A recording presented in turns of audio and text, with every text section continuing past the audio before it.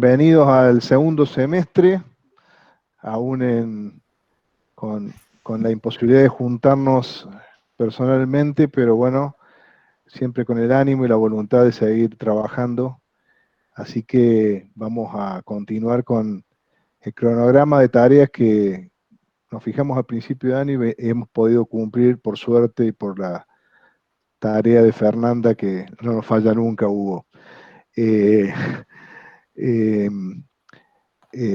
Fernanda, antes de presentar al disertante y al tema, me gustaría que recuerdes la actividad de Sí, mañana y pasado, que es muy perfecto. importante para el Sí, instituto. mañana vamos a estar comenzando con las 10º jornadas interconcursales del Centro de la República. Van a ser de jueves 6 y viernes 7 de agosto de 16 a 20 horas y el sábado 8 de 10 a 13 horas. Por la gran cantidad de inscriptos que tenemos, quienes todavía no se hayan podido inscribir, lo van a poder realizar a partir de mañana, pero ya siguiéndonos a través del canal de YouTube de la facultad, porque ya nos hemos superado ampliamente todo lo que teníamos previsto en cuanto a inscripción. Acá estoy viendo que está uno de los directores, que es el doctor Sergio Ruiz. Que no se ha cortado el pelo todavía. No, se Tengo está por ir a esa 5:30, sala. así que voy a tener que retirar antes para ir a la peluquería. ¿Cómo están? ¿Por qué han levantado las restricciones ya para las Y peluquerías, sí, me bueno, parece? ya pasó un mes. Te agradezco, doctor Márquez. Bueno, están todos invitados. Si no hay posibilidad del ingreso, como decía Fernanda, hay más de 350 inscriptos, al menos hasta ayer, quizás hoy había más interesados. Entonces, también se va, digamos, en vivo, se va a transmitir por YouTube, ¿verdad, Fer? Así es. Ya les ¿Cómo es el voy a ingreso por compartir el YouTube? link para que todos lo tengan. Pero entras a YouTube y buscas Universidad Nacional de Córdoba, Facultad de No, Derecho. sí, ya les paso el link, es el canal de la Facultad de Derecho y ahí mismo se va a estar transmitiendo en vivo, o sea que todo lo que esté aconteciendo en la jornada lo van a poder ver y justamente a través del canal de YouTube vamos a compartir un formulario para que se puedan inscribir y registrar la asistencia los que se sumen a través de este canal nuevo que estamos inaugurando para todas las actividades de la Escuela Comercialista de Córdoba. Muy bien, felicitaciones de nuevo, Fernanda, y que sea con todo el éxito. Mañana en la tarde mañana en la tarde sí te voy a acompañar, el viernes no, porque es mi cumpleaños y me voy a tomar el día. Muy Así que, bien, de todas maneras va a estar todo grabado y después lo vamos a poner a bueno, disposición. perfecto, muchas gracias. Bueno, ahora sí vamos a dar inicio a esta primera jornada de trabajo de este segundo semestre. Muchas gracias, Ricardo Belmania, por haber aceptado ya a principios de año esta invitación. Ricardo es abogado y doctor en Derecho y Ciencias, doctor en Derecho de la Universidad Nacional de Córdoba, flamante doctor, con una tesis sobre el valor en el derecho de receso, un tema que yo le decía a él que es poco trabajado en la Argentina y muchas veces muy útil. Eh, pero hoy él tiene una larga trayectoria en el Poder Judicial, ha sido juez de sociedades y concursos aquí en Córdoba y ahora es vocal de la Cámara Civil y Comercial, así que además de profesor de Derecho Comercial de nuestra casa. Así que eh, seguramente hoy va a ser además con un tema muy interesante, polémico y todavía no resuelto, ¿no? Porque todo lo que se ha proyectado nunca pudo ser llevado a la ley y hay fallos. Bueno, él nos va a decir lo que sabe sobre los acreedores involuntarios y el régimen de privilegios en la legislación concursal. Muchas gracias, Ricardo. Un abrazo y te escuchamos con mucho gusto. Muchas gracias a ustedes, muchas gracias José, muchas gracias Fernanda. En esto también quiero destacar como miembro de la del chat del grupo del Instituto de la Empresa y del ARCA la enorme y valiosa colaboración de la doctora María Fernanda Coco, que prácticamente es la que nos posibilita y viabiliza todo este tema de las charlas y demás. El tema al cual habré de referirme en esta oportunidad tiene que ver con una cuestión que, como bien lo decía el doctor Márquez, no es una cuestión novedosa, pero dista muchísimo de encontrarse resuelta. ¿Cuál es el problema de los acreedores involuntarios y el régimen de privilegios en la legislación concursal? Leyendo algunas estadísticas para preparar esta charla, he vuelto a informarme acerca del preocupante índice de recupero de los créditos en las quiebras y en el concurso preventivo. En el orden nacional, el promedio del recupero del crédito en el concurso no es mayor al 20%, mientras que en la quiebra es solo apenas si llega al 5%. ¿Por qué introduzco esta cuestión? Porque esta cuestión es dirimente. Porque si existe el régimen de privilegios, en general es porque existe insuficiencia. Si el patrimonio del deudor en una liquidación fuera suficiente para satisfacer todos los créditos, ni estaríamos hablando de lo que estamos hablando. El problema es que en la enorme mayoría de los casos esto no sucede. Para comenzar la charla, yo he preparado un PowerPoint que espero que lo podamos pasar, donde habré de referirme a 5 puntos. En primer lugar, una breve referencia a lo que es las características generales del proceso concursal. Luego me detendré en la cuestión atinente al régimen de privilegios. Con posterioridad trataremos la situación de los acreedores involuntarios. Luego veremos los antecedentes que hay en materia jurisprudencial, fundamentalmente los 2 fallos últimos de la Corte, y por último voy a dar mis breves conclusiones. Discúlpame, Ricardo. Discúlpame, Ricardo. Sí. Avísame cuando quieras que empiece a compartir el PowerPoint. Si pudiera ser ahora. Perfecto. Entonces nos tomamos unos minutitos. Ahí está. Bien. Si podés, si podés, yo ya estoy compartiendo. Si vos podés seleccionarme desde los participantes. A ver. Que voy a aparecer repetida. Desde los participantes. Voy a aparecer yo con mi nombre 2 veces. Y una sale presentación.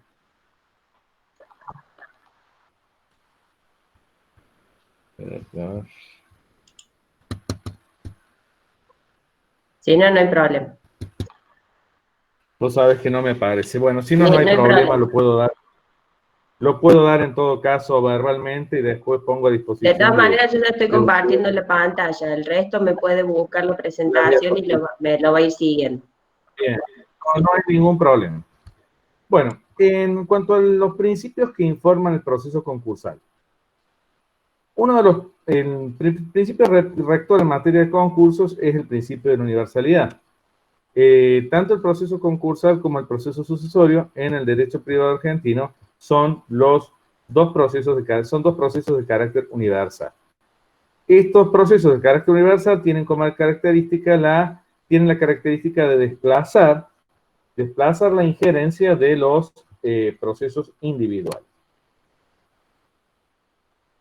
El principio de universalidad guarda paralelismo con la noción de patrimonio como universalidad jurídica, es decir, el principio de universalidad tiene una doble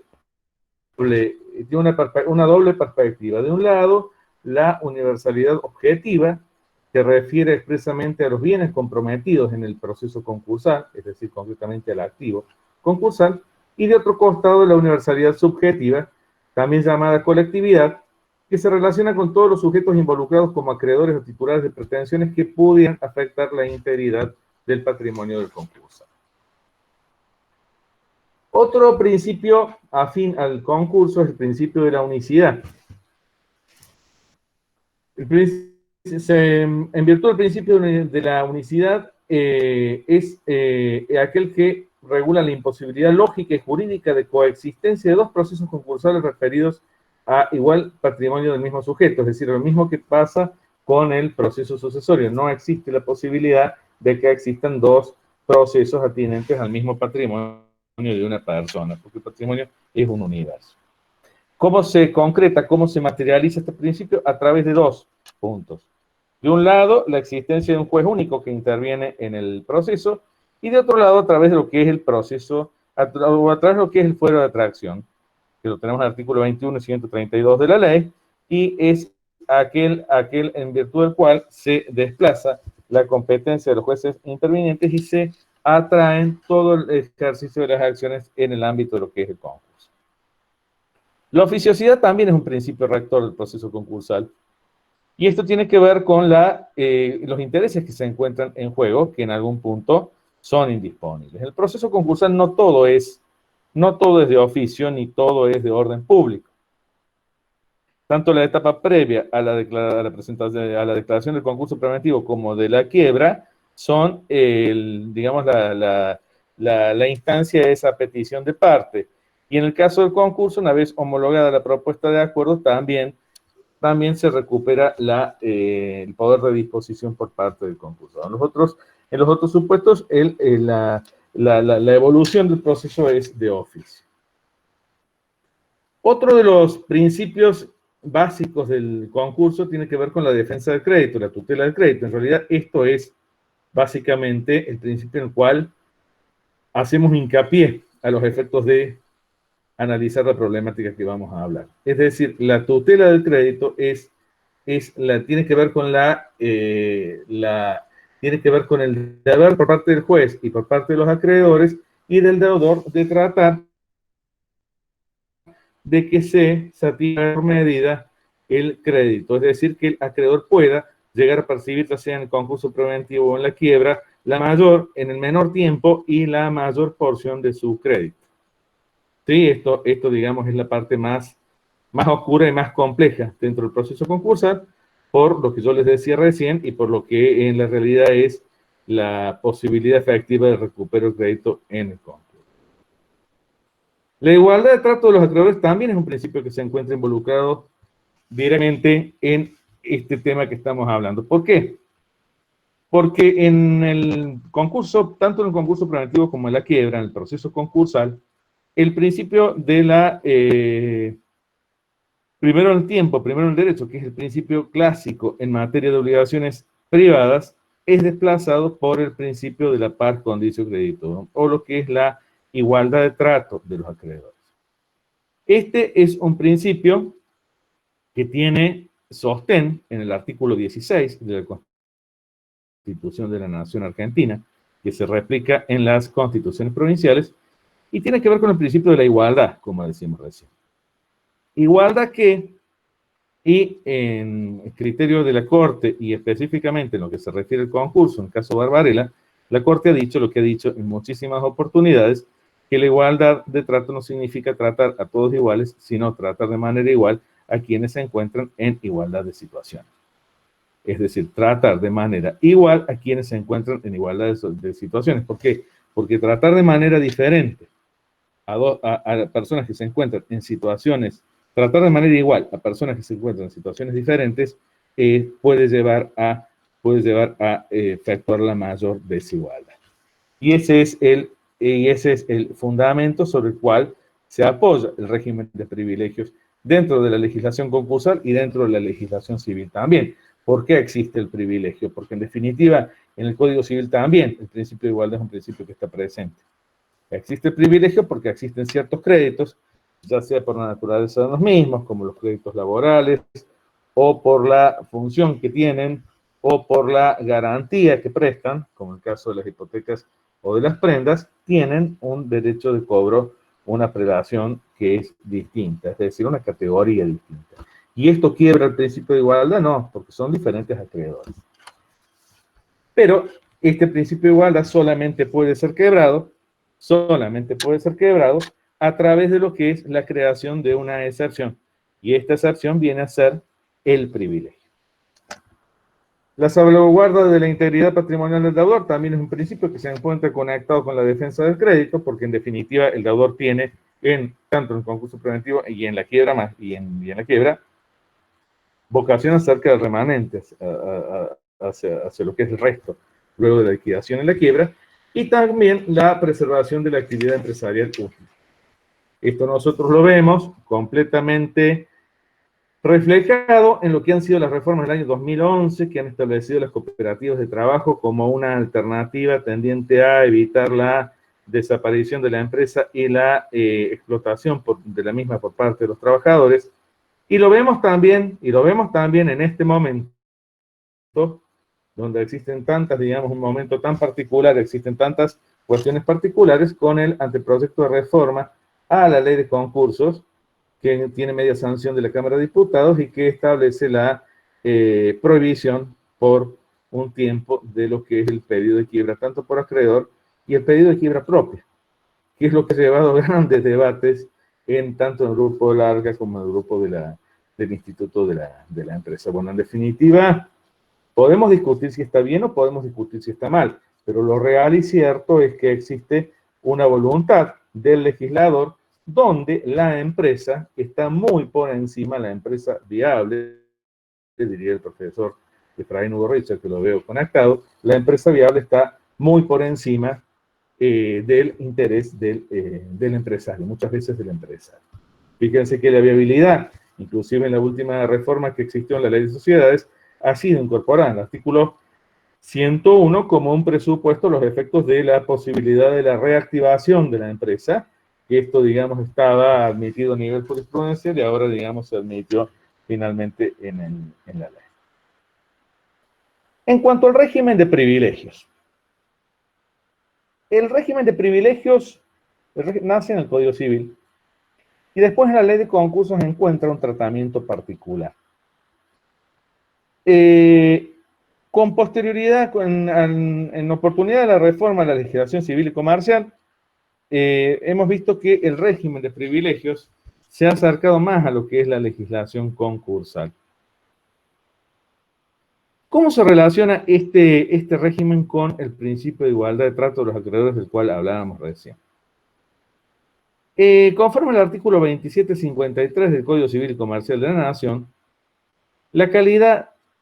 el privilegio es la calidad que corresponde a un crédito de ser pagado con preferencia a otro. Fíjense que acá hay una distinción que no es menor en relación a la concepción clásica de lo que era el privilegio.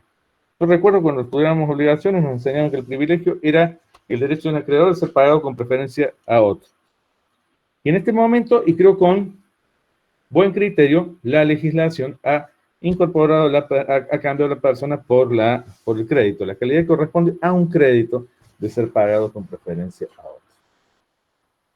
El régimen de privilegios en la legislación civil y comercial, si bien es cierto que es solamente aplicable, si bien es cierto que es similar al de la legislación concursal en muchos aspectos, solamente es aplicable en situaciones de concurrencia de acreedores en ejecuciones individuales. Nosotros vemos el privilegio del fisco versus el privilegio del acreedor hipotecario, ¿sí? En estos procesos puede ocurrir que los bienes ejecutados sean insuficientes para cubrir los créditos de todos los acreedores que pretendan cobrarse sobre el producto de la venta de los mismos bienes. Y de ahí nosotros podemos ver cómo el fisco, por ejemplo, en una ejecución hipotecaria, puede iniciar una tercería de mejor derecho tendiente a hacer valer un privilegio. Ahora juegan de una manera diferente que en el proceso concursal. En primer lugar, porque se trata de un proceso individual, la ejecución es un proceso individual y el concurso y la quiebra es un proceso colectivo. Y en segundo lugar, porque el régimen de privilegios en materia civil de ejecuciones individuales tiende a resolver una controversia entre dos acreedores, mientras que en el proceso concursal la resolución del conflicto involucra a una serie de acreedores, porque el momento mismo que el juez tiene que proceder a repartir el producido del activo falencial, él solo tiene que ver cómo cómo, digamos, cómo hace para cumplir con todas las obligaciones y ser, digamos, muy prolijo en orden a establecer las distintas graduaciones a donde debe asignar las distintas porciones de los créditos. En materia concursal, el privilegio es un derecho que la ley establece también a favor de determinados créditos para ser pagados antes que otros. Esta preferencia puede traducirse en una escala, o se traduce, no puede producirse, o ranking de créditos, escala que está, en el caso de los acreedores con privilegio especial, está legislada en el artículo 241 de la quiere 242 cuando nos referimos a la extensión. Mientras que para los privilegios especiales en el artículo 246. ¿Cómo funciona el privilegio? ¿Cuáles son los principios o las características que informan a esta institución? Fíjense que esto es muy a ustedes cuando están viendo esto, qué teórico, digamos, todo esto que estoy hablando, pero después, en definitiva, a la hora de tener que decidir acerca de la pertinencia de lo que se ha decidido en las resoluciones que vamos a comentar al final, van a ver cómo son los que terminan determinando. En el marco del concurso, parece que existiendo concurso solo gozan créditos enumerados en este capítulo. Es decir, el sistema de privilegios en la legislación concursal es autosuficiente respecto de otros privilegios del Código Civil, excepto en el caso, como es respecto de los créditos aeronáuticos, créditos correspondientes de seguro, los incorpora. Pero fuera de estos supuestos, el régimen es autosuficiente. Otro de los principios en la materia es el principio de la legalidad. Está, es el concurso, pero está de manera más clara en el artículo 574 del Código Civil y Comercial, cuando establece la norma que solo privilegios por la ley, por uno, constituyen una excepción al principio de igualdad. Tiene una quiebra muchísimo definitiva, la relación entre A y B, o A y B, y C y C consintieron el parto o la graduación de un crédito, y esto yo creo que se ha posible. El problema es en el concurso, porque es un proceso universal, pues tiene que reemplazar, que en alguna medida ser responsable por los acreedores, porque la a veces es excluyente y la del síndico de individual. Deben ser interpretados de manera estricta. Esto es porque son constitución al principio de igual de la Constitución Nacional. Es decir, tienen que ser interpretados de manera estricta. Y en caso de duda se entiende que no existe el privilegio. Otro principio es el de la conservación. Esto tiene que ver cuando existe un concurso preventivo, situación que es harto frecuente. En este caso, una vez que el crédito está verificado, que el privilegio está verificado, el que se reconoce en el concurso preventivo se reconoce en la quiebra.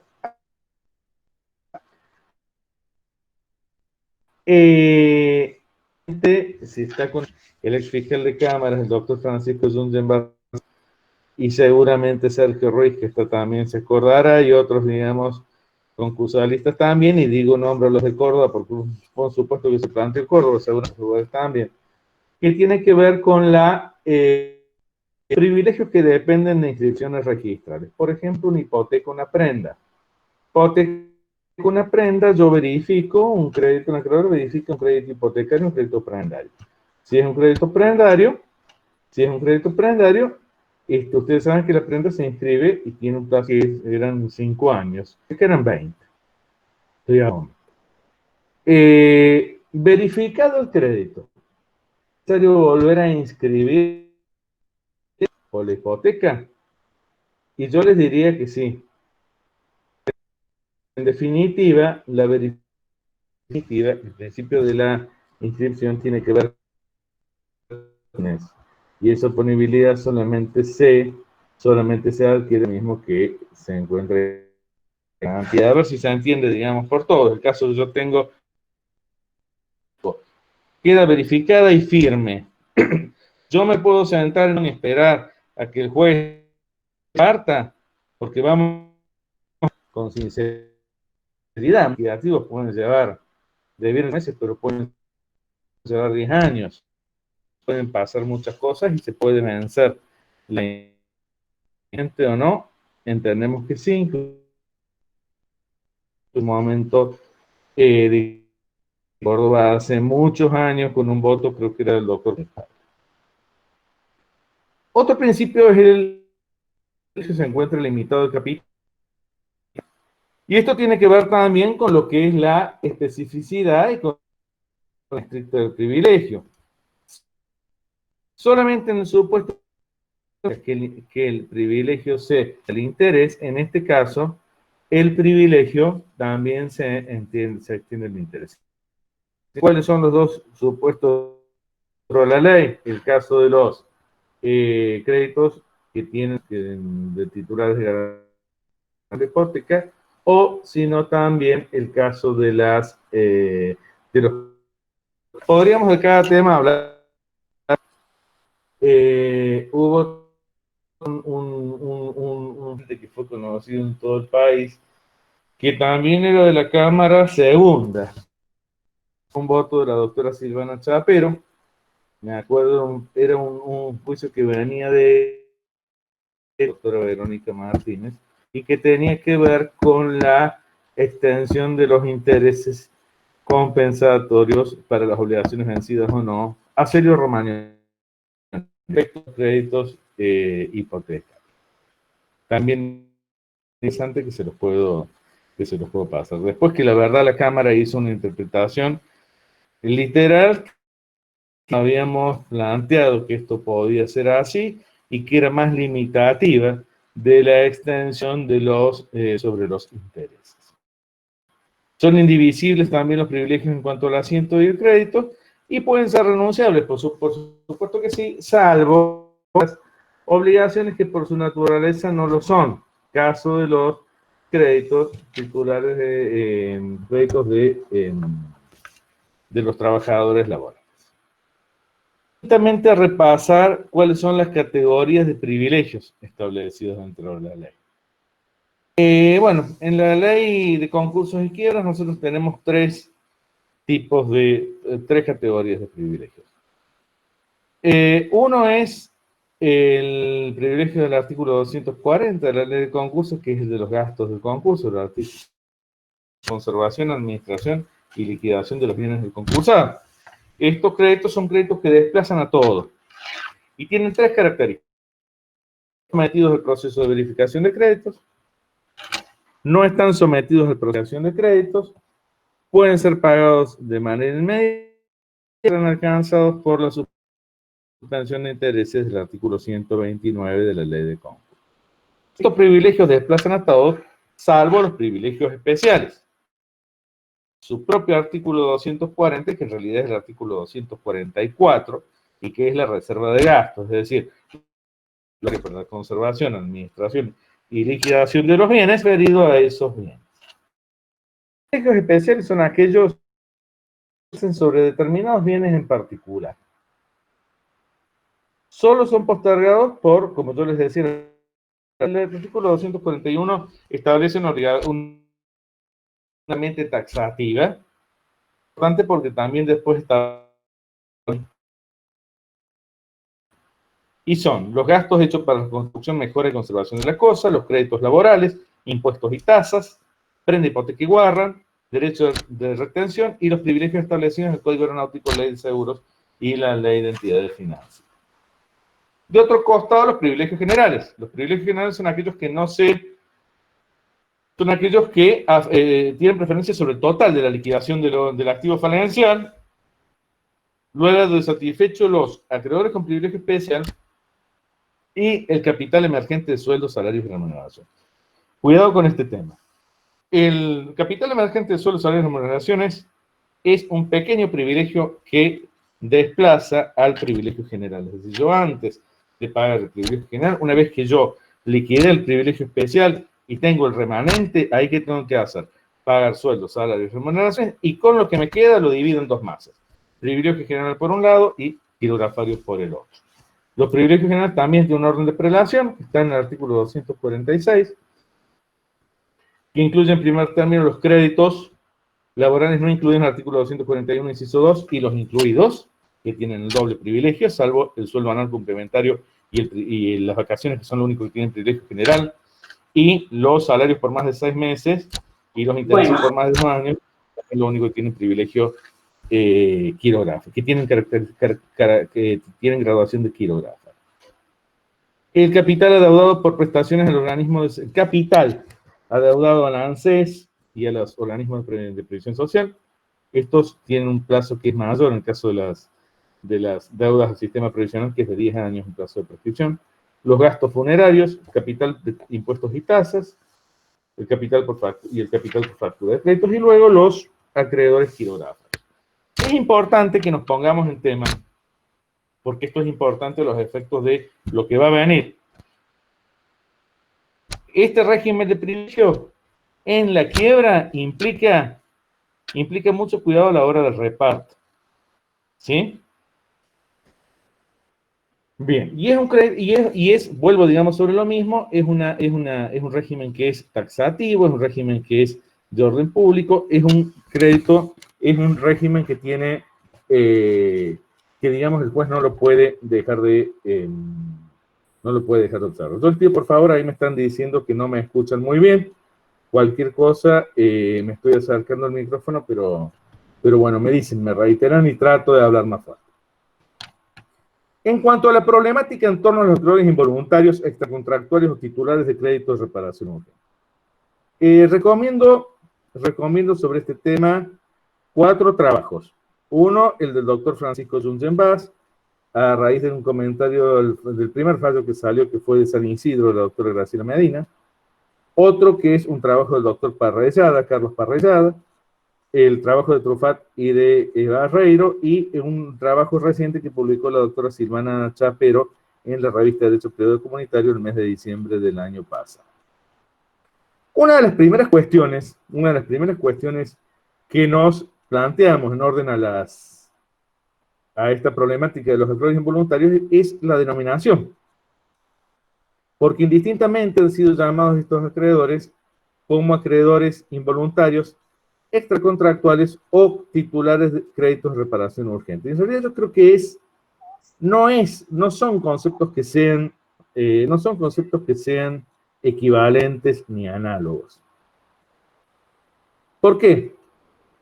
Porque en definitiva a lo que nos vamos a referir es al acreedor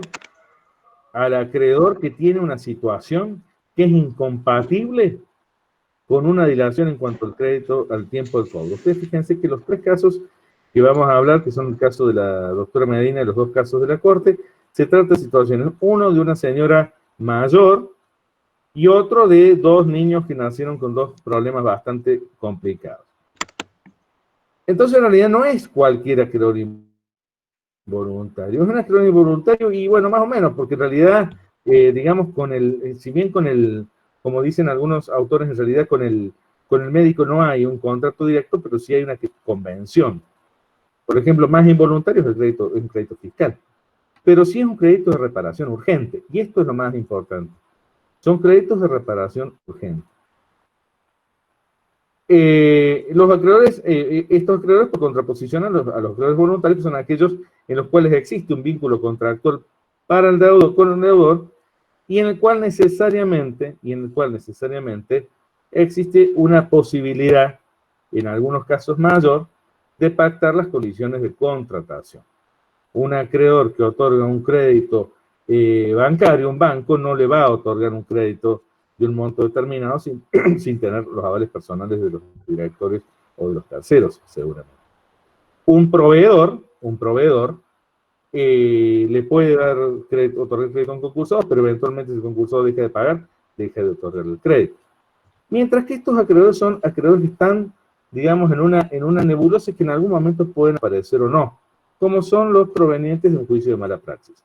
Existen otros acreedores involuntarios también, otros acreedores voluntarios, pero que tienen un rango de peso en la negociación que es menor, y es típicamente el caso de los acreedores laborales. Pero estos acreedores laborales tienen, seguramente ustedes están pensando en esto, muchos de ustedes tienen un sistema de protección que es el régimen de privilegios y el régimen del pronto pago, específicamente los artículos 116 y 183 de la ley de concurso.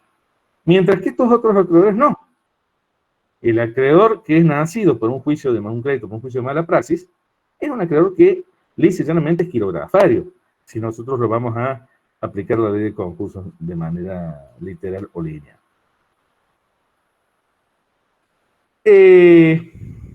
Una primera pregunta que nos hacemos es si es posible reconocer a ciertos acreedores preferencias en cuanto a la oportunidad o posibilidad de cobro de créditos en la quiebra y en el concurso a supuestos no contemplados por el régimen de privilegios. Repito, es posible que el juez del concurso reconozca con el régimen positivo vigente una categoría de prelación a un acreedor que no tiene reconocido un privilegio por la ley.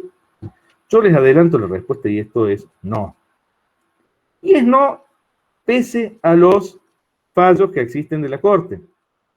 ¿Por qué? Porque en definitiva, si la Corte tuvo que declarar la inconstitucionalidad del régimen de privilegios para poder hacer ingresar los créditos de, en el caso Asociación Francesa Filantrópica e Institutos Médicos Antártida, es porque con el actual régimen vigente indudablemente no podía hacer ingresar estos créditos, porque la declaración de inconstitucionalidad, que es para el caso, conlleva la negación de la norma. Es decir, en realidad tenemos que correr esta norma para poder de algún modo dejar ingresar este acreedor antes que el otro. El privilegio tiene en cuenta tres cuestiones. ¿Por qué? Porque ustedes me pueden decir también, yo sé, digamos, que muchos están pensando, bueno, y todos los tratados internacionales que fueron incorporados en el 94, artículo 75, inciso 22, los tratados de los derechos humanos que están citados en todos estos fallos, sí, yo les puedo decir, sí, seguro, digamos, que estos tratados existen, pero aún en estos fallos tuvieron que declarar la inconstitucionalidad del régimen de privilegio, dado el carácter estricto. Y este privilegio puede, en un proceso colectivo, como es el concurso, proyectarse en tres aspectos. Un aspecto tiene que ver con lo que es el tiempo en cuanto al pago. Porque el principio de igualdad de trato de los acreedores implica no solamente que cobren en forma proporcional, sino que también cobran en el mismo momento. Y este es un problema muchas veces. En el caso del acreedor laboral, tenemos nosotros típicamente prevista la situación del pronto pago para el concurso preventivo y para la quiebra, con todos los vaivenes que puede tener, pero existe la figura. Pero para los otros créditos no. Y lo tenemos también, perdón, para lo tenemos, para lo que es el concurso especial para los créditos con garantías reales y la posibilidad de continuar las ejecuciones en el concurso preventivo. El otro tema tiene que ver con cuánto cobra, es decir, cuánto desplaza el resto de los acreedores esta preferencia. Y por último también, y que es un tema que se aborda en la legislación extranjera, y que este tema está dicho en el trabajo que yo citaba de la doctora Silvana Chapero, en la posibilidad de afectar los bienes producidos, adquiridos luego de la rehabilitación, a los efectos de satisfacer estos créditos, que es la situación que plantean algunas legislaciones como es Alemania, Italia, España, la misma legislación anglosajona. Es decir, esto nosotros no lo tenemos nosotros contemplado en nuestra legislación, salvo a nivel jurisprudencial, y digo salvo y en Córdoba, porque es un tema que es absolutamente opinable, que es para el caso de la posibilidad de perseguir los bienes adquiridos después de la rehabilitación a los efectos de satisfacer los honorarios del síndico. El caso Suárez, creo que es de la Cámara Segunda, y otro caso paralelo que es de la Tercera. Y digo porque solamente por este caso, y es un caso que es sumamente discutible. Pero para el resto de las situaciones, una vez los bienes adquiridos luego de la rehabilitación son propiedad del concursado y no son afectados a la masa. Y en realidad esto fue una cuestión que fue hecha nosotros recordemos cuál fue el sentido de la reforma del año 1995, plena época de la, digamos, de la época del ministro Domingo Cávallo, donde en realidad la idea era justamente darles una segunda o tercera oportunidad a las empresas. ¿Sí? Bien. Entonces, estos son los 3 puntos. Estos son los 3 puntos importantes a tomar en consideración. Es decir, en realidad, ¿cuándo cobra el acreedor? ¿Cuánto cobra? Y si puede, ¿y de dónde cobra? En cuanto a en el derecho comparado, en cuanto a cómo está, en algunos países del mundo, no en todos, en Argentina, por ejemplo, no, pero en otros países sí, como es el caso de Estados Unidos, Alemania, Italia y España, se ha tratado esta problemática y en todas las legislaciones coinciden en reconocer a ciertos créditos, por ejemplo, el caso del derecho italiano, a los deudas por resarcimiento de daños derivados de ilícitos contractuales, sanciones penales. En el caso del derecho español, lo mismo. Posibilidad de afectar los bienes adquiridos luego de la rehabilitación. Pero no lo tengo yo que esto parezca como un privilegio, del modo como quiere, digamos, como intenta admitirlo algún sector de la doctrina. Vamos a ver cómo ha sido el tratamiento de esta cuestión en el ámbito de la jurisprudencia nacional. El primer caso que nosotros tenemos, el primer antecedente, es un antecedente dictado por la Cámara de Apelaciones en lo Civil y Comercial de San Isidro, que es del año 2004, que mereció un trabajo, un comentario del doctor Francisco Zungenbach, y es el caso González Feliciana contra Microómnibus General San Martín. Este caso se trataba de una señora que se llama Feliciana González, que sufre un accidente en el mes de junio del año 92, mientras viajaba en un ómnibus de la empresa Microómnibus General San Martín. Bueno, con motivo de este accidente, esta persona, que tenía 65 años al momento del accidente, sufre lesiones que le producen una disminución del 40% de su capacidad de funcionar, entre otras cuestiones. Tenía 65 años en el año 2004. En el año 92. En el año 92, 65 años. En el año 98, es decir, 6 años después, esta persona obtiene sentencia cuando ya tenía 71 años. Que 6 años después, es decir, a los 77 años, del hecho, le reconoce el derecho a ser indemnizado. En el año 2001, se dicta sentencia de segunda instancia. Es decir, casi 10 años de litigio, en casi 10 años de litigio, el actor finalmente ve reconocido su derecho a la indemnización. ¿Cuál es el problema que se planteaba acá? Que es diferente a lo que se trata en los otros 2 antecedentes que voy a referir. En este caso, era un caso de un concurso preventivo. En los otros casos, un proceso de quiebra. Y en este caso, ¿qué es lo que pasaba? Había una propuesta de acuerdo preventivo que se encontraba homologada al momento que esta señora tiene, digamos, un crédito firme reconocido a su favor, que era a 17 años. Esta mujer, esta señora tenía más o menos 80 años al momento de esta situación, o un poco más. Y nos encontramos frente a un supuesto que se choca con la realidad. Es decir, en realidad, bueno, nadie puede saber cuántos años una persona va a vivir, pero sí existe un plazo razonable. Y es razonable someter a una persona de 80 o más de 80 años a un plazo de 17, de 20 años para el cumplimiento de una propuesta de acuerdo. Lo más probable, lamentablemente, es que esta persona, cuando termine de cumplir su última cuota, esta persona no reciba nada y esto sea percibido por los herederos. Frente a esta situación, y con un voto de la doctora Graciela Medina, que también es quien interviene en el caso último de la Corte, Instituto Médicos Antártida, dice que en realidad que el principio de igualdad establecido por la legislación concursal no es aplicable cuando está comprometido el derecho a la vida de un acreedor, mientras que los demás solo les menoscaba el derecho de propiedad. Porque acá había también razones económicas de peso que tornaban en algún modo razonable la petición. Cuando por razones económicas se limita un derecho humano básico hasta hacerlo inexistente o se contraría la esencia de ese derecho, el juez está obligado a declarar la inconstitucionalidad del acto lesivo, sea que provenga de una norma legislativa o de un acuerdo general concursal. Lo que hizo el juez en este caso es adecuar razonablemente la propuesta de acuerdo. Porque muchos de ustedes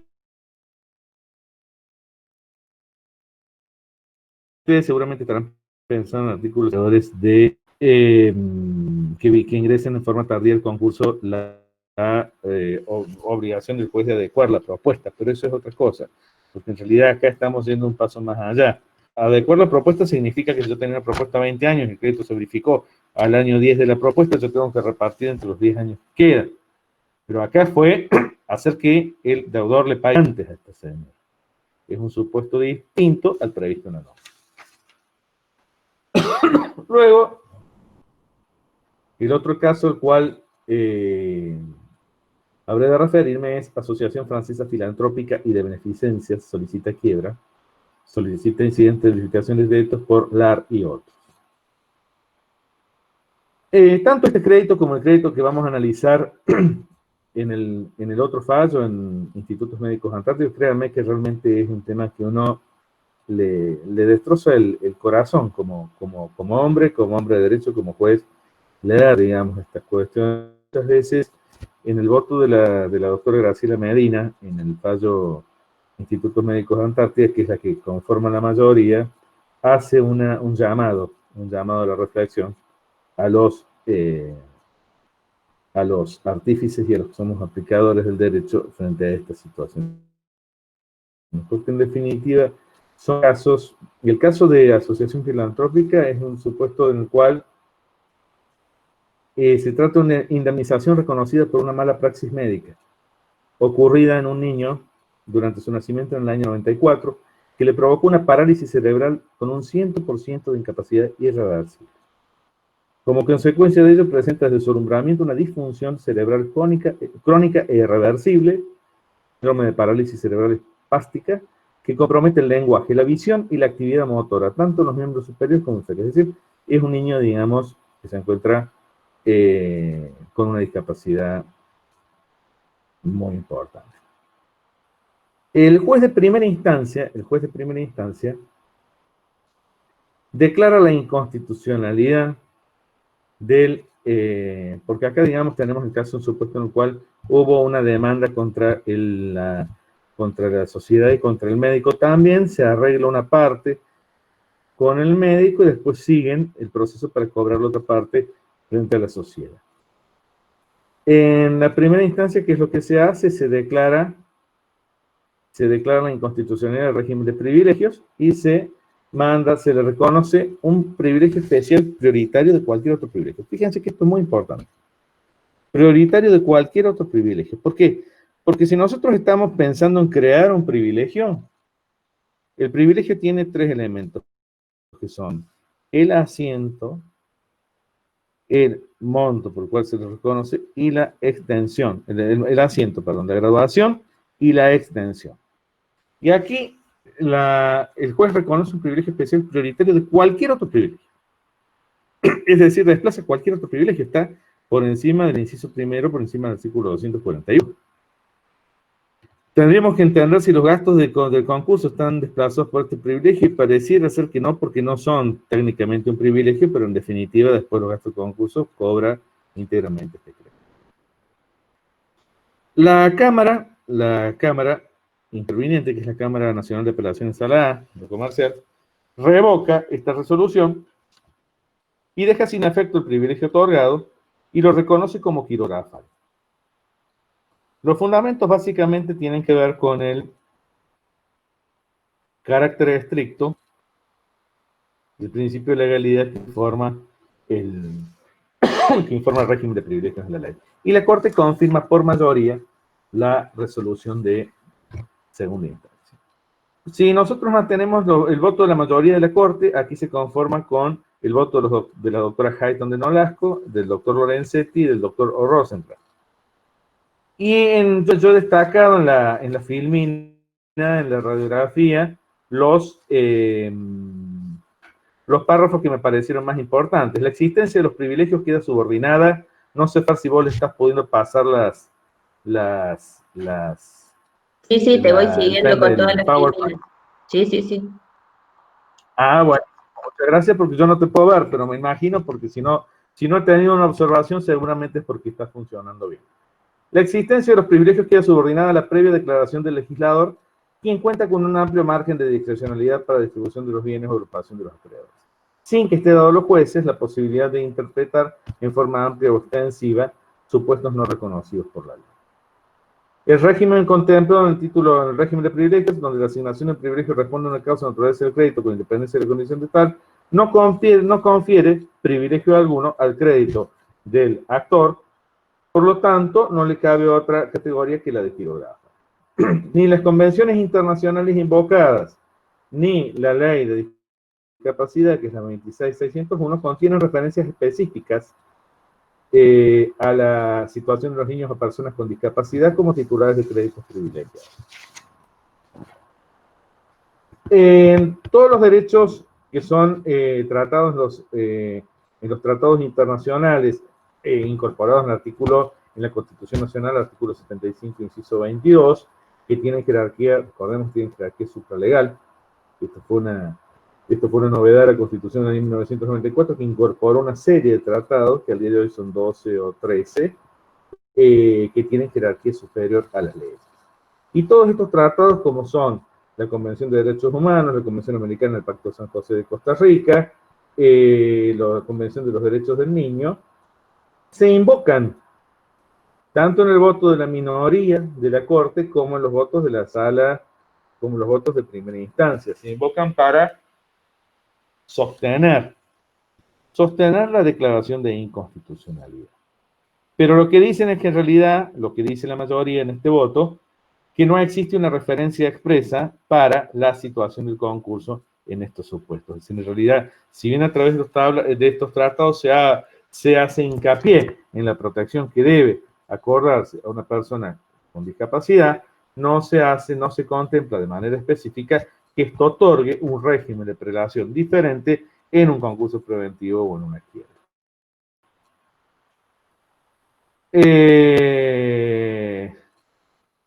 Admitir el reconocimiento judicial de derechos preferentes no previstos en la ley de concurso traería aparejados serios inconvenientes que excederían el ámbito propio de los concursos. En realidad, claro, acá en realidad no es una cuestión, el tema del privilegio es una cuestión que no es una cuestión solamente entre deudor y acreedor. El problema básicamente del privilegio es entre acreedores. Porque un deudor fallido sabe que es muy poco probable, si hablamos de un recupero de crédito del 5%, que vaya a tener posibilidad de percibir algo en carácter remanente. Es prácticamente una hipótesis nula. Pero ¿cuál es el problema grande que se plantea? Que cuando yo amplío indeterminadamente el régimen de privilegios, y cuidado cuando yo digo esto, no estoy diciendo que estos casos no sean casos que sean para contemplar la situación, realmente son casos que a uno le afectan la sensibilidad enormemente leerlos. Pero desde lo conceptual, esto lo explica muy bien el profesor Daniel Vítolo en una charla que tiene subida en YouTube cuando él habla del régimen de los privilegios. En realidad, si cada persona viene y pide que se les reconozca un privilegio, el privilegio deja de ser un privilegio. El privilegio deja de ser un privilegio. Entonces, en realidad, tal vez lo que debiéramos hacer es replantearnos el sistema de privilegios de manera integral. Tal vez ver si todos los privilegios, por ejemplo, yo planteo si el privilegio del fisco debiera, digamos, ser un privilegio tan privilegio al lado de este privilegio. U otro privilegio que a ustedes se les ocurra, pero no crear o ser conscientes de que cuando nosotros estamos dejando ingresar por la puerta muchos más privilegios, lo que estamos haciendo en definitiva es un desajuste en el sistema de los privilegios. ¿Sí? Bueno, y eso es un poco también el fundamento del voto de la mayoría. En la minoría vota el doctor Juan Carlos Maqueda y vota también Horacio Rosati. Ambos hacen hincapié en la necesidad de integrar el régimen de privilegios previsto en la legislación de concursos con las disposiciones previstas en los instrumentos internacionales citados.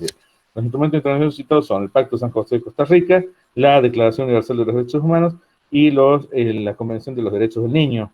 Estos tres tratados son tratados que están incorporados desde un origen en el año 1994. Y el Pacto Internacional de Derechos Sociales, Económicos, Sociales y Culturales. Estos tres son 4 pactos incorporados de manera originaria a la Constitución del año 1994 que tienen jerarquía superior a la Constitución Nacional. El doctor Maqueda dice, si bien es cierto que el privilegio contemplado en la ley de concursos es una excepción al principio de paridad que rige entre los acreedores de un mismo deudor, que solo puede resultar de una disposición legal, en el caso se presenta una situación excepcional de absoluta vulnerabilidad, que no hay dudas, que este tribunal no puede desatender en orden a las exigencias de los tratados internacionales citados. Y el voto del doctor Horacio Rosati es en la misma línea. Como constitucionalista, como buen constitucionalista, le hace hincapié en la necesidad de que las leyes deben ser interpretadas considerando armónicamente la totalidad del ordenamiento jurídico y los principios de garantías arraigantes constitucional para obtener un resultado adecuado, pues la admisión de soluciones notoriamente disvaliosas o conclusiones reñidas con las circunstancias singulares del caso no resulta compatible con el fin común tanto de la tarea legislativa como de la tarea judicial. Estamos completamente de acuerdo. Este fallo, este antecedente es del año 2018, específicamente del día 6 de noviembre de 2018, y se llama Asociación Francesa Filantrópica y de Beneficencia Suquiebra. ¿Sí? 6 de noviembre de 2018, Corte Suprema de Justicia de la Nación.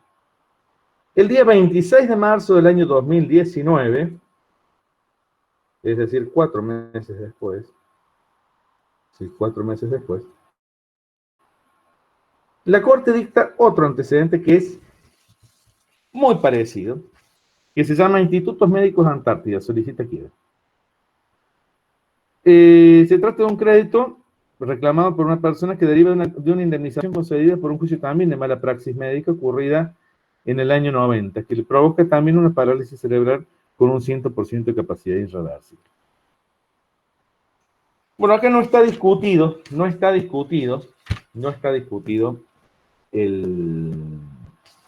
la gravedad del tema.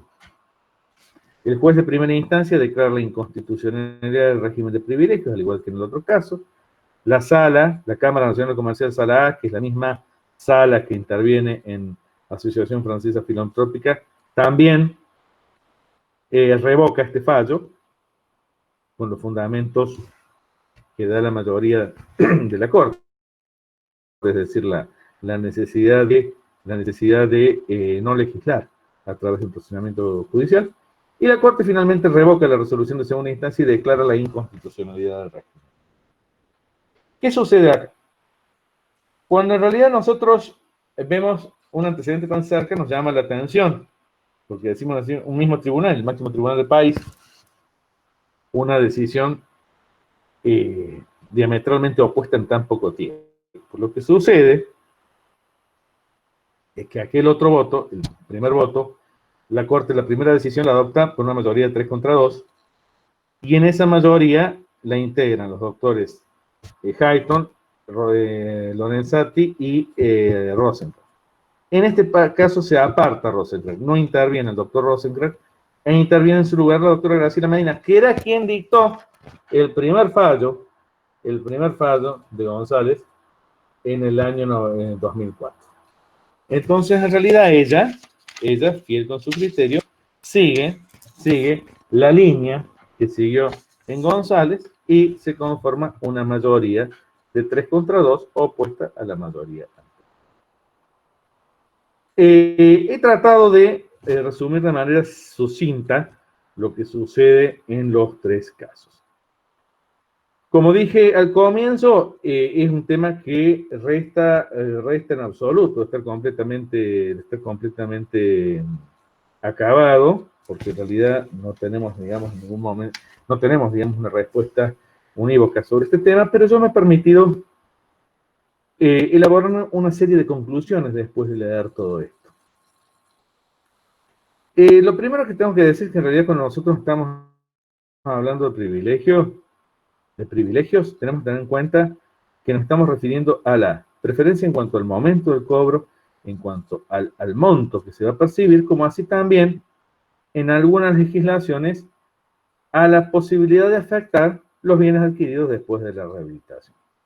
Que ese es un tema que tal vez no se ha tratado en los antecedentes citados y que me parece en algún punto una solución inteligente, la solución que toma, por ejemplo, España, o que toma Italia, o que toma Alemania. Yo soy de la opinión que el actual régimen legal no permite de ningún modo asignar una preferencia a un crédito distinto por el carácter estricto de los privilegios y el origen legal. Y en esto no me contradigo con nada de lo que han dicho ninguno de mis colegas en los antecedentes citados, porque en definitiva todos han necesitado declarar la inconstitucionalidad del régimen, es decir, anular una norma. A través de la inconstitucionalidad lo que nos hacemos es anular para el caso una norma jurídica y establecer en este caso un criterio con un criterio de justicia. Es decir, en eso yo creo que estamos absolutamente todos de acuerdo. El actual régimen vigente no permite reconocer otros privilegios más que los existentes en la ley.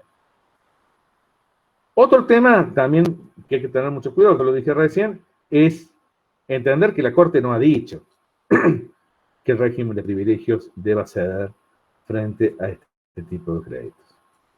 La Corte ha dicho, por una mayoría que no es originaria, de 3 contra 2, que esto es posible, que el régimen es inconstitucional frente a créditos que necesitan un tratamiento inmediato. Pero lo ha dicho con una mayoría que no es su mayoría original, es decir, si yo me tuviera que jugar por el criterio de la Corte en este momento, en su actual composición, es el criterio contrario. Por mayoría, pero es el criterio contrario. Es decir, no ha habido un cambio de criterio. Lo que ha habido es un cambio de mayoría, pero no estamos hablando de la mayoría originaria. La mayoría originaria de la Corte sigue el criterio de la necesidad de declarar la inconstitucionalidad del régimen a los efectos de hacer ingresar un privilegio. Yo estoy de acuerdo también en este punto con la decisión de la mayoría de que de la aplicación de los tratados internacionales no surge de manera directa la necesidad de declarar la inconstitucionalidad del régimen. En algún punto esto me hacía acordar un poco cuando preparaba este tema, la discusión que muchos de ustedes se van a acordar con relación a la inconstitucionalidad del artículo 58 de la Constitución de la provincia de Córdoba. Hay gente conectada que es de otras provincias. Yo les comento, acá en Córdoba nosotros tenemos una norma que es el artículo 58 de la Constitución del año 1987 que establece la inembargabilidad de la vivienda única. Que ahora hay que ver qué es lo que pasaría. No ha habido, digamos, ningún antecedente después de la reforma del Código Civil y Comercial, porque ha abordado de manera diferente la cuestión. Pero hasta el momento, la Corte lo dijo en Banco Suquía y lo dijo después en Romero Ubaldo, en realidad las provincias no pueden legislar. Y si hay un problema de este tipo, lo tiene que arreglar, se tiene que preocupar el Estado a través del sistema a través del sistema social. Sí, esto es una cuestión tal vez de política social del Estado, pero que los jueces no podemos, nosotros también, hasta dónde los jueces podemos hacer este tipo de cuestiones es complicado, es el menos opinable. Si ustedes me dicen, yo creo que sí, sería prudente, sería, digamos, un tema interesante debatir, y podríamos debatirlo inclusive en el ARCA o en los grupos que estamos debatiendo tantas cosas en este momento, la posibilidad de incorporar un privilegio para este tipo de créditos, que serían los créditos de urgente reparación. Porque yo creo, a ver, las 54 personas que estamos conectadas ahora, yo creo que ninguna tiene dudas en cuanto a la justicia de reconocerle a ALAR y a MRAF, que son los señores que han sido afectados, un derecho a un cobro prioritario. Yo creo que eso no puede tener no es objeto de ninguna discusión. El tema es cómo. Entonces, en realidad, ¿sería posible incorporar un ¿Modificar e incorporar estos supuestos de concursos? Por supuesto que sí. Habría que determinar el carácter, si se trata de un privilegio especial. Fíjense que los fallos se lo hablan privilegio especial prioritario, o sea, sería un privilegio especial que está antes del inciso 1 del artículo 241, después del artículo 240 y del 244. Pero, y en esto yo también pensaba, digo, en realidad, bueno, ¿cómo hacemos? Porque en definitiva acá es difícil, tenemos que establecer no solamente la graduación, sino también el alcance, tenemos que establecer la graduación, el alcance y el bien asiento del privilegio. Si es un privilegio que va a ser un privilegio especial, si va a ser un privilegio general, cuáles son los bienes que van a ser afectados por este privilegio y cuál va a ser la extensión del capital, los intereses. Todo ese tema se puede debatir, todo ese tema se puede hablar, todo ese tema se puede legislar. Inclusive yo pensaba, digo, en realidad, la parte más compleja de esto, en una reforma, sería eventualmente cómo determinar, digamos, el encasillamiento de esto, porque un crédito de urgente reparación, ¿quién dice que un crédito es de urgente reparación? Esto seguro que son de urgente reparación, no nos cabe la menor duda. El tema es otros créditos, ¿no es cierto? Pero bueno, para eso también yo pensaba, está tanto en el concurso preventivo como en la quiebra, la posibilidad de control de los acreedores, en la verificación tempestiva y en la tardía a través del síndico, ¿no es cierto? O sea que esto, y el juez eventualmente siempre tiene la posibilidad de analizar este tema. No esto sin dejar de ver que el régimen de privilegios tal vez lo que tendría que ser es reestructurado, porque yo soy convencido que cuando nosotros reconocemos, y pasan todos los derechos, no solamente en el tema de los privilegios, reconocemos abiertamente privilegios, y nosotros estamos volviéndonos en contra del privilegio mismo, porque en definitiva la quiebra es la insolvencia, es la imposibilidad de cobro, y cuando nosotros estamos reconociendo una mayor categoría de uno, estamos posponiendo a otro. Pero bueno, yo creo que en estos casos no me cabe duda que estos acreedores tienen que tener un tratamiento especial. Yo creo que también acá hay algunas cosas que se podrían hacer. Hay algunas cosas que se podrían hacer sin necesidad de llegar a una reforma legislativa.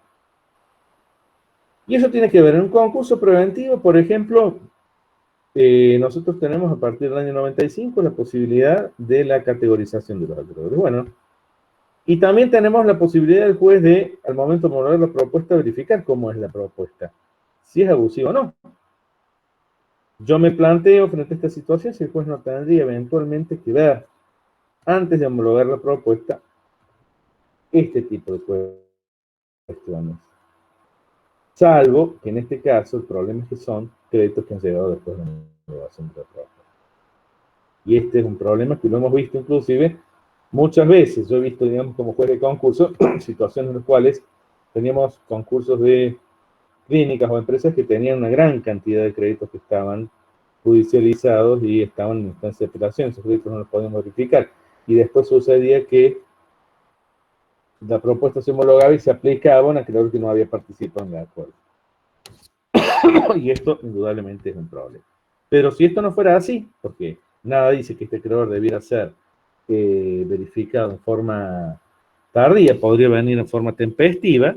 Si esto no fuera así, podría eventualmente el juez proponer. Si en el caso de la quiebra, también,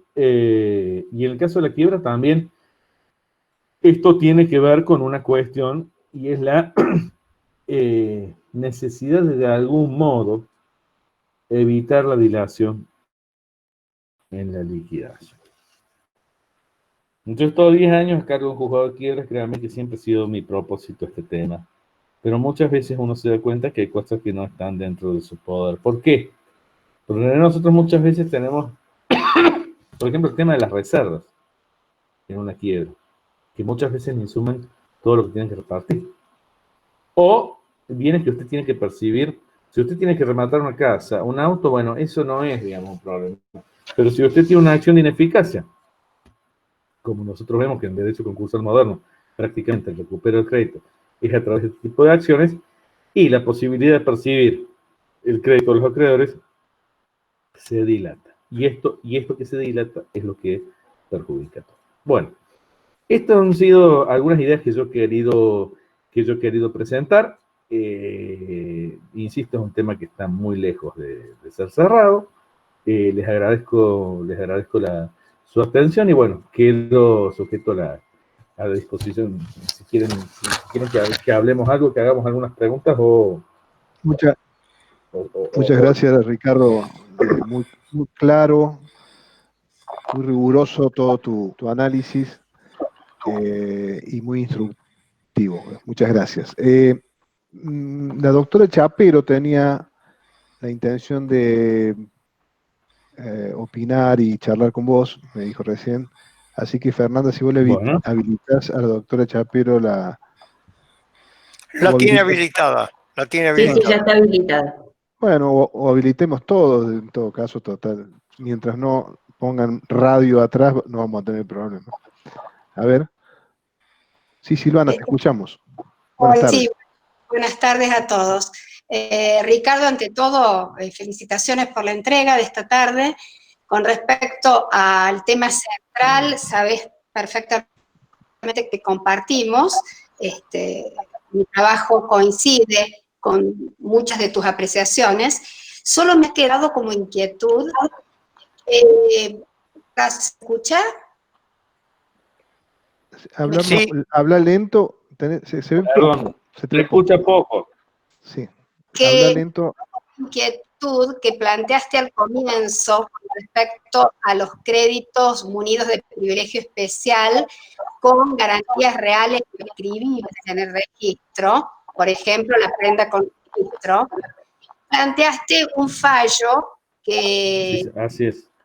Un fallo muy antiguo en la época que la Sala Civil y Comercial del Tribunal Superior estaba presidida por el doctor Petito, quien consideró que el acreedor prendario justamente tenía la obligación de reinscribir la prenda para evitar... Y esto fue seguido por la Cámara Segunda durante bastante tiempo, estamos hablando de 1999, 2000, pero hay nuevas reflexiones en torno al criterio de ese fallo, vinculadas con el carácter de cosa juzgada material que deviene de la sentencia verificatoria del artículo 36, que alude a la imposibilidad de privar al acreedor que verificó con un privilegio especial prendario por la mera circunstancia de no haber reinscripto, cuando el fundamento de la inscripción alude a el conocimiento de los terceros. Y el proceso concursal, por sus rasgos de universalidad, que vos mismo referiste al principio, darían cuenta de que todos los acreedores a quienes se los puede afectar por mantener ese privilegio y por ende esa prioridad de cobro sobre ese asiento de privilegio especial, estarían enterados por el carácter publicístico del concurso y por la notificación genérica de la sentencia de verificación. No sé si se entiende. Los fallos de la Cámara que ha habido con respecto a eso son viejos, han seguido el criterio otrora vigente de la Sala Civil y Comercial del TCJ, pero me gustaría dejar plasmado que corren otros vientos en relación a lo mismo. No he tenido todavía yo oportunidad de pronunciarme jurisdiccionalmente, pero me parece importante que la audiencia sepa que esto está siendo cuestionado, revisado, y hay fallos en sentido contrario a lo que era este criterio del TCJ. No sé si sirve, pero me quedé como inquieta con esa referencia de aquel precedente. Muy bien, gracias, Silvana. Este mismo tema, las ejecuciones individuales, también todavía se sigue discutiendo, ¿no? Sí. En la etapa de ejecución, cuando caduca la inscripción registral, para algunos no se pierde el privilegio. En la etapa de ejecución, ¿no? Sí. Fernando, ¿a qué sí, concurso? Esa es una discusión que yo Los creo fallos... que, escuchándola a la doctora Chapero, es un poco hacia donde orienta la interpretación del derecho a partir de la última reforma también del Código Civil y de la Ley de Sociedades. Yo pienso en realidad más estar al principio de la buena fe, porque en definitiva es eso. Si todos los acreedores están conociendo que existe este acreedor que tiene un privilegio, en realidad sería prevalernos de una cuestión que es formal, pero que en definitiva sería una injusticia. Yo no conozco que haya habido por fallo ni en la Cámara Novena, ni en la tercera, ni en la segunda, distinto. No hay, pero justamente buen conocimiento y como el fundamento de la necesidad de la inscripción que en el concurso, digamos, traslado porque hay fallos a nivel nacional con este otro criterio. Y el precedente, exactamente, que todavía es muy bien. Simplemente esa acotación. Con lo otro, bueno, obviamente coincido contigo y reitero mis felicitaciones por tu entrega de esta tarde. Bueno, muchas gracias. Fernando. Sí hubo. 2 comentarios. Bueno, exquisita tu presentación, doctor Ricardo Belmaña, me encantó. Lo seguí la mitad por teléfono y en el intermedio me consiguieron poner la pantalla del televisor. Así que estoy viéndolos a todos agrandados. Has vuelto a vivir, Hugo. Vi que te habías desconectado. Sí, no, pero estaba en el teléfono, fue unos segundos nada más, pero te seguí totalmente. Concuerdo totalmente con los criterios que acaba de dar Silvana Chiapero y vos, Ricardo, y aporto uno subrayando uno tuyo, que es el de la abusividad. Las esperas que se están homologando actualmente, a mi entender, y ni hablar de las quitas, yo estimo que las quitas en materia de sociedades son en fraude a la ley societaria, pero además en este tema, una cosa es el concurso y otra cosa es la quiebra. Lo has perfeccionado vos. En la quiebra se genera el problema de la constitucionalidad o no constitucional, o inconstitucionalidad de la norma, o de la integración por el diálogo de fuentes del artículo 2 del Código Civil. Pero en materia concursal y también en la quiebra, además de la abusividad, tenemos el tema de la responsabilidad de administradores y socios, porque el tema de la limitada responsabilidad en las sociedades de responsabilidad limitada es un mito. Ese es para el que no interviene, que no controla, que no dirige la sociedad, digamos, para un accionista que compró acciones en bolsa, pero de ninguna forma puede hoy sostenerse con todas las normas del Código Civil en el caso del grupo de control. Así que esa es otra vía, a mi entender, por el cual podrían ir estos acreedores que muy bien definidos con vos como de necesidad más que de involuntariedad. Y otro punto es el artículo 21 de la Ley de Concursos. De la revolución procesal que se instaló en el año 72 con la Ley 19.051 y se mantuvo con la 24.522, en el 2006 se demolió la universalidad y por eso estos juicios extendidos, porque el juez concursal los resolvía perfectamente. Completamente de acuerdo. Completamente de acuerdo. Y fíjense ustedes que ahora tenemos que esperar 10, 12, 14, 20 años. Miren el caso Intervestimenta que acaba de fallarse el 4 de febrero, un caso del año 92. Y se acaba de fallar el 4 de febrero del 2020, ¿con qué? Con la responsabilidad solidaria del grupo de control por infracapitalización. De nuevo, mis felicitaciones, Ricardo, sos un gran coequiper de toda esta escuela y muchas gracias, Silvana, por acompañarnos, muchas gracias, como siempre, con tus meditaciones. Gracias, Fernando. Muchísimas gracias. No, por favor, gracias. Mañana, ¿vos vas a hacer la invitación al cierre, Fernanda, sobre mañana? La hicimos al principio y lo vamos a volver a hacer ahora. Al principio ya hemos compartido el link de YouTube porque ya explicamos que hemos sobrepasado todos los límites de inscripción.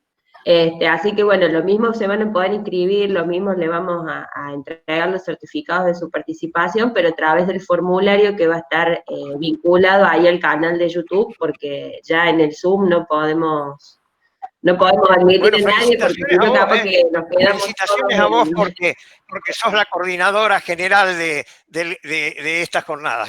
Gracias. Muchas gracias, no voy a hablar más. Muy bien. No sé si alguien más quiere hacer alguna reflexión. En el chat no hay ninguna pregunta. Doctor, Gabriel de las ¿podrías? Morenas. Sí, claro, por favor. Sí. Bueno, antes que nada, soy Gabriel de las Morenas, soy de Mendoza. He seguido con atención esta disertación. Muy buena la exposición del doctor Belmaña y comparto plenamente las afirmaciones que él ha hecho y los criterios que sugiere. Quería aportar solamente dos cosas brevemente. Comparto el criterio del doctor Belmaña principalmente porque creo que en función de la aplicación de tratados internacionales de superior rango legal, yo creo que no hay que perder de vista que esta obligación que asume el Estado argentino cuando ratifica estos tratados internacionales o cuando los incorpora a su bloque de constitucionalidad, son obligaciones primordialmente que asumen el Estado argentino para dar satisfacción. Lo que pasa cuando se quiebra el régimen de privilegio es que el Estado le hace pagar a otros particulares ese derecho especial, de especial tutela que le da, que se confiere a través del tratado. Porque como bien dijo el doctor Belmaña, aquí los que van a pagar esta especial tutela van a ser los otros acreedores. Y puede ser un acreedor hipotecario que sea un banco que nos cae antipático, pero también pueden ser trabajadores que terminan pagando. Y no va a ser tan antipático. Digamos, ahí en ese caso, el privilegio no era tan antipático. Y en cuanto a lo que dijo el doctor, de que quizá esto merece una reforma legislativa, yo tengo alguna duda en ese particular punto, porque en general este tipo de situaciones se resuelven con seguridad social, con coberturas estatales de otra índole, que también la mencionó, digamos, y ustedes saben que yo, leyendo hace unos meses, encontré una perla. En las bases de Alberdi decía que había que terminar en la nueva legislación nacional que se iba a dictar a consecuencia de la constitución que él estaba proponiendo, había que terminar con las hipotecas y privilegios para los incapaces, que eran una institución que existía en el derecho indiano, que se aplicaba en Argentina, y que Alberdi detectaba ahí serios problemas a lo que es el comercio, digamos, el crédito, porque se diluían las posibilidades de cobro de acreedores que habían otorgado crédito en función de la existencia de este tipo de privilegios que los desplazaban. Entonces, digo, tenemos que tener cuidado también a la hora de generar nuevos privilegios, porque ya de por sí el crédito es muy maltratado en este país, como para que encima le agreguemos otro problema más. Bueno, nada más, muchas gracias y excelente la propuesta. Muchas gracias, doctor. Bueno, de hecho, Vélez Sarsfield no aceptó las hipotecas legales, ¿no? En su momento. Que en el derecho francés, por ejemplo, están aceptadas para ciertos acreedores una hipoteca legal, digamos. Así que desde ese punto de vista se ve que Vélez lo tenía claro a Alberdi. Bueno, ¿alguien más? Bueno, entonces vamos a cerrar.